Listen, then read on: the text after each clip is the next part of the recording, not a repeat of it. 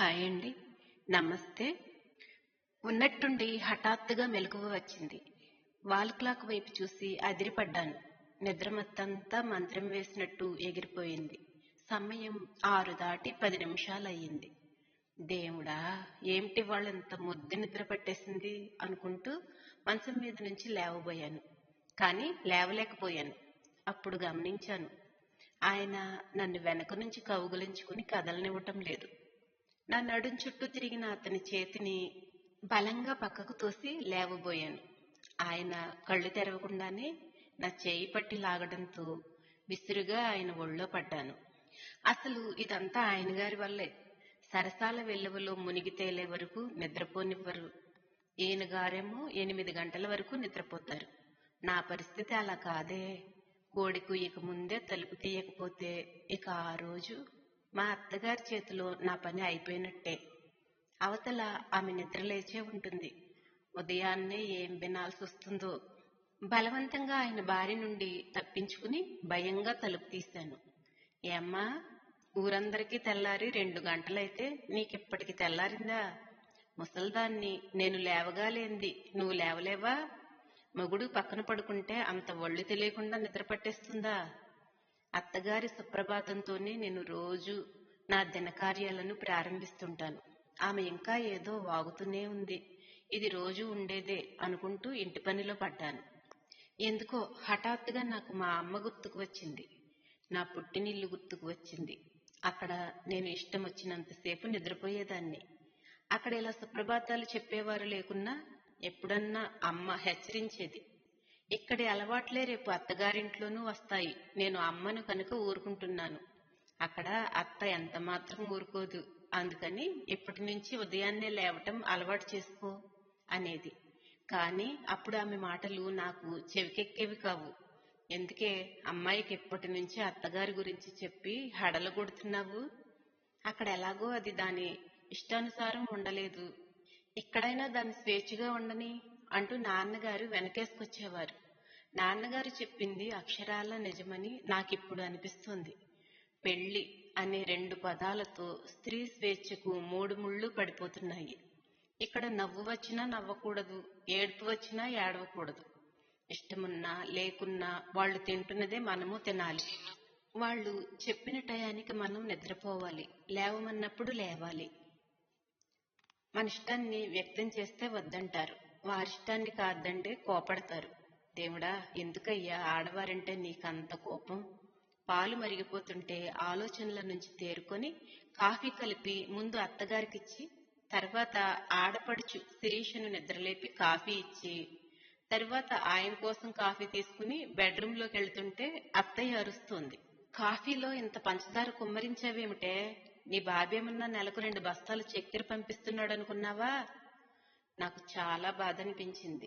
ఆమె నన్ను ఏమన్నా పర్వాలేదు, కానీ అనవసరంగా మా నాన్నగారిని ఇరికించటం దేనికి? అది ఏకవచనంతో. ఏడ్పు వచ్చేసింది. నిభాయించుకుని ఆయన్ను లేపి కాఫీ అందించాను. ఆయన కాఫీ త్రాగి కప్పు నా చేతికిస్తుంటే, ఏమండి, కాఫీలో పంచదార ఎక్కువైందా అడిగాను.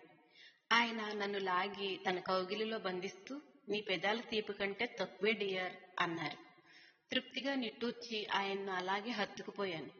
అత్తగారు సుప్రభాతంతో నా మనసును గాయపరుస్తుంటే ఈయన తన చిలిపి రాగాలతో నన్ను సేద తీర్చుతూ ఉంటారు. ఏమిటే, లోపలికి వెళ్లిన దానివి చచ్చిపోయావా?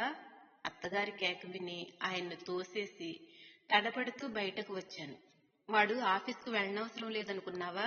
త్వరగా టిఫిన్ చేసి తగలడు. నేను మౌనంగా వంటింట్లోకి వెళ్లి టిఫిన్ తయారు చేయటంలో నిమగ్నమయ్యాను. ఇంతలో పక్కింటి పంకజం గారి గొంతు వినిపిస్తే బయటకు తొంగి చూశాను. మా కోడలి పుట్టింటోళ్లు చేయించి ఇచ్చారు వదినా, 4 సవర్లు, బాగుందా అంటూ ఏదో హారం చూపిస్తోంది. పంకజం గారింట్లో ఏ కొత్త వస్తువు వచ్చినా వెంటనే వీధిలోని వారందరికీ చూపించి గొప్పలకు పోతుందామె. పుట్టింటికని వెళ్లిన ఆమె కోడలు రాత్రి వచ్చినట్టు ఉంది. ఉదయాన్నే ఈమె ప్రత్యక్షం అయ్యింది. ఇక నాకు భయం పట్టుకుంది. మా నాన్న మా పెళ్లిలో ఇస్తానన్న బంగారానికి 3 సవర్లు తక్కువిచ్చాడు. మళ్లీ డబ్బు చూసుకుని ఆ బంగారంతో గొలుసు చేయించి ఇస్తానని వాగ్దానం చేసి ఉన్నాడు. మా పెళ్ళై 2 ఏళ్లు అయినా ఆయన ఆర్థిక ఇబ్బందుల వల్ల గొలుసు విషయం వాయిదా వేస్తూనే ఉన్నాడు. అత్తయ్యకు గొలుసు విషయం గుర్తుకు వచ్చినప్పుడల్లా నన్ను నాన్నగారిని కలిపి తిడుతూనే ఉంది.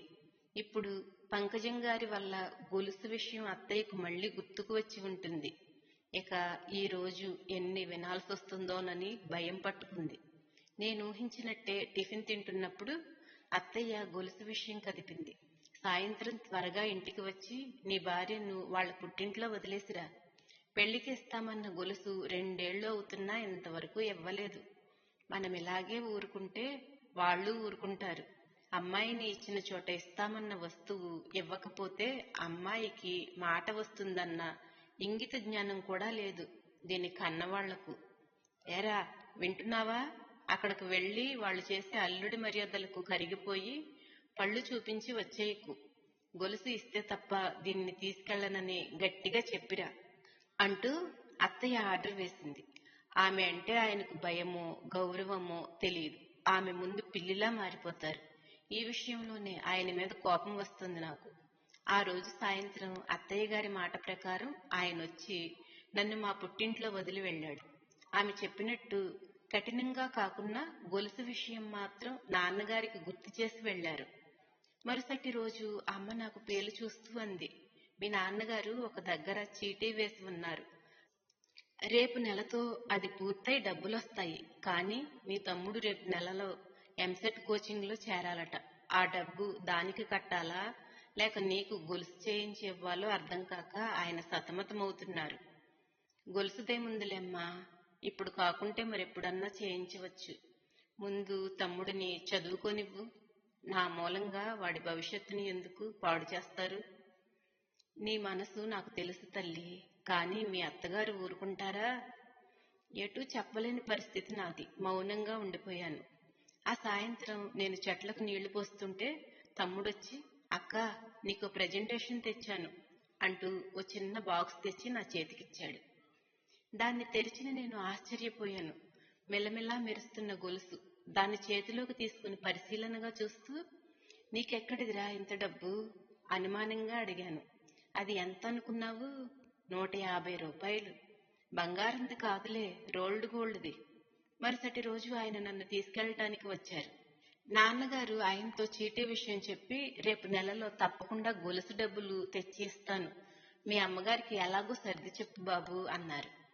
ఆయన సరేనంటూ నన్ను తీసుకుని బయలుదేరారు. ఇక్కడేమో ఇలాగే అంటారు, అక్కడ అమ్మ ముందు మాత్రం నోరు మెదపలేరు. ఇల్లు సమీపిస్తుంటే నా గుండె దడదడలాడసాగింది. ఇంట్లోకి అడుగు పెడుతూనే నన్ను లకసిక పర్యంతం చూసిన అత్తయ్య, అబ్బా ఎన్నాళ్లకు గొలుసుతో వచ్చావా తల్లి అంది.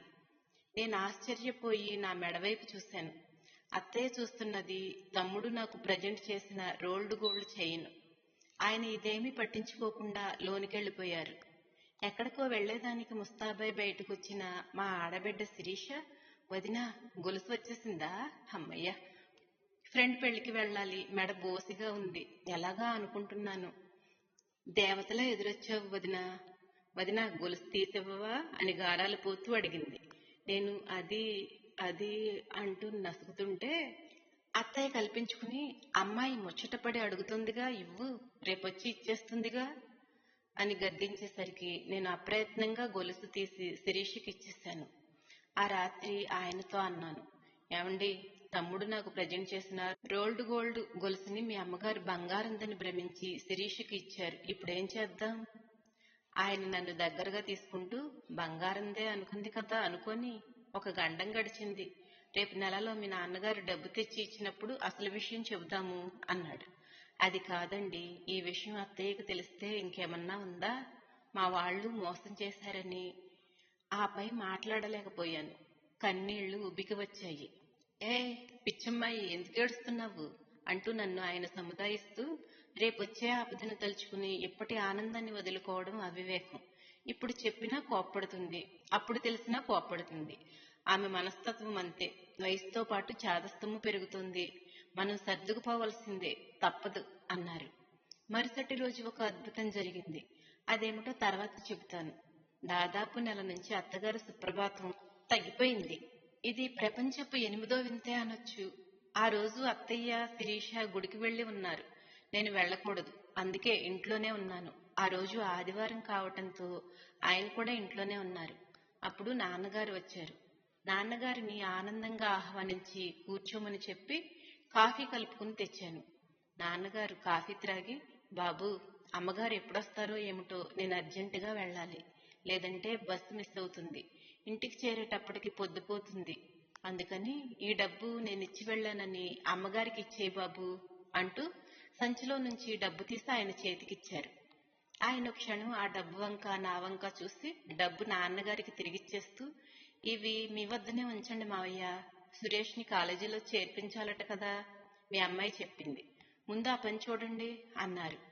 అది కాదు బాబు, గొలుసు అంటూ నాన్నగారు ఏదో చెప్పబోతే ఆయన మధ్యలోనే అడ్డుకుంటూ అన్నారు, మావయ్య గారు, మీరిక గొలుసు విషయం మర్చిపోండి. మనుషులు ఎలాంటి వారంటే, మనకెవరన్నా 100 రూపాయలు బాకీ ఉంటే వాడు చావు బ్రతుకుల్లో ఉన్న మన బాకీ తీర్చమంటూ అతన్ని వేధిస్తాము. అదే మనం 1000 రూపాయలు పోగొట్టుకున్నా కొద్దిసేపు బాధపడి ఊరుకుంటాము. కాబట్టి మీరు నిర్భయంగా వెళ్లి సురేష్ని కోచింగ్లో చేర్పించండి, మీ అమ్మాయి గురించి దిగులు పడద్దు అంటూ నాన్నగారిని పంపించేసి నా వద్దకు వచ్చి ఫోజు పెట్టారు. చూసావా నీ సమస్యల్ని ఎలా తీర్చానో? పెద్ద బడాయిలేండి, ఈ సమస్యను తీర్చింది మీరు కాదు. శిరీష్ మెళ్ళో నుంచి గొలుసు కొట్టేసిన ఆ చోరుడు. అవును సుమి అంటూ నవ్వేశారాయన. ఇంతకు ఆ రోజు జరిగిన అద్భుతం ఏమిటంటే, పెళ్లికంటూ వెళ్లిన శిరీష ఏడుస్తూ ఇంటికొచ్చింది. ఎవరో తన గొలుసును కొట్టేశారని. దొంగను శిరీషను కలిపి అత్తయ్య నానా శాపనార్థాలు పెట్టింది. ఇది మన మంచికే జరిగింది, నువ్వేమీ చెప్పకుండా ఊరుకో అని ఆయన చెప్పటంతో నేను ఊరుకున్నాను. కానీ ఆ రోజు నుంచి అత్తయ్యలో మార్పు వచ్చింది. గిల్టీ ఫీలింగ్తో సుప్రభాతాన్ని క్రమంగా తగ్గించేసింది. ఇక ప్రతి ఉదయం నాకు శుభోదయమే అయిపోయిందండి. Like and subscribe my channel. Thank you.